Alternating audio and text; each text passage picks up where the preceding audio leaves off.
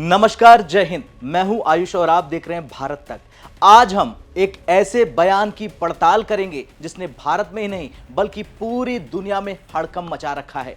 अमेरिकी राष्ट्रपति Donald Trump के सबसे करीबी कारोबारी सलाहकार पीटर नवारो ने भारत को लेकर बड़ा बयान दे दिया। उन्होंने कहा, रूसी तेल से भारत के ब्राह्मणों को फायदा हो रहा, भारतीय जनता की कीमत पर। सोचिए, तेल की अंतर्राष्ट्रीय राजनीति में ब्राह्मणों का नाम कहां से आ गया? क्या अमेरिका वाकई भारत में जाति हिंसा भड़काना चाहता है, खेल करना चाहता है? क्या यह बयान सिर्फ आर्थिक आलोचना है या इसके पीछे कोई गहरी राजनीतिक स्क्रिप्ट लिखी जा रही? आज हम इसी बड़े सवाल की तह तक जाएंगे। दरअसल कहानी शुरू होती है रूस यूक्रेन संघर्ष से। भारत ने रूस से तेल खरीदना जारी रखा। अमेरिका ने इस पर आपत्ति जताई और भारत पर दबाव डालने की कोशिश करी।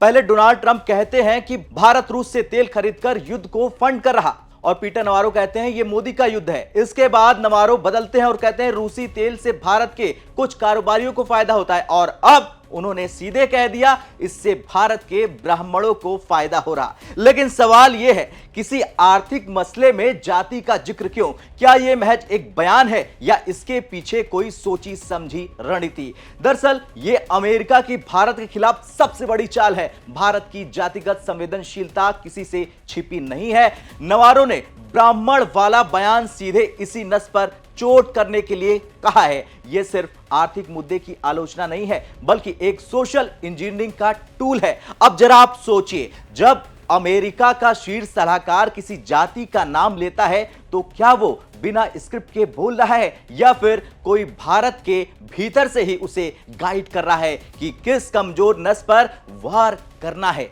अब अमेरिका के बड़े थिंक टैंक CNAS के इंडो पैसिफिक एनालिस्ट डेरेक जे ग्रासमैन ने नवारो के बयान की आलोचना करते हुए कह दिया, भारत में जातिगत अशांति को बढ़ावा देना कभी भी अमेरिकी विदेश नीति नहीं होनी चाहिए। सोशल मीडिया पर बहस छिड़ चुकी है। एक्स पर द स्किन डॉक्टर नाम के अकाउंट से कहा गया है कि निश्चित तौर पर कोई आत्मघृणा करने वाला भारतीय नवारो को भारत की कमजोरियों पर हमला करने के लिए गाइड कर रहा है। यानी शक और गहराता जा रहा कि यह बयान सिर्फ अमेरिका का नहीं हो सकता, भारत विरोधी लॉबी की मिलीजुली चाल है। सीनियर जर्नलिस्ट अभिजीत ने लिखा कि नवारो का बयान पागलपन जैसा लग सकता है लेकिन ऐसा नहीं है। ट्रंप प्रशासन भारत की जातिगत दरारों का फायदा उठाने की कोशिश में डीप स्टेट कम्युनिस्ट इस्लामिस्ट की रणनीति अपना रहा है। ध्यान दीजिए, यह सिर्फ तेल की राजनीति नहीं रह गई बल्कि भारत के आंतरिक राजनीति में आग लगाने की कोशिश है। अमेरिका का ट्रैक रिकॉर्ड भी इस शक को और मजबूत करता है। दुनिया भर में सत्ता बदलवाने और दंगे भड़काने में उसकी लंबी लिस्ट है। ईरान 1953 प्रधानमंत्री मोसादेगा को हटाया। ब्राजील 1964 में अमेरिकी मदद से सैन्य तख्ता पलट हुआ। ग्वाटेमाला 1954 में राष्ट्रपति का तख्ता पलट होता है। कांगो में 1961 में प्रधानमंत्री की हत्या होती है। चिली में 1973 में राष्ट्रपति को सत्ता से हटाया गया। ग्रीस में 1967 में अमेरिकी समर्थित सैन्य शासन। इराक में 2003 में सद्दाम हुसैन को फांसी। लीबिया में 2011 में गद्दाफी की हत्या।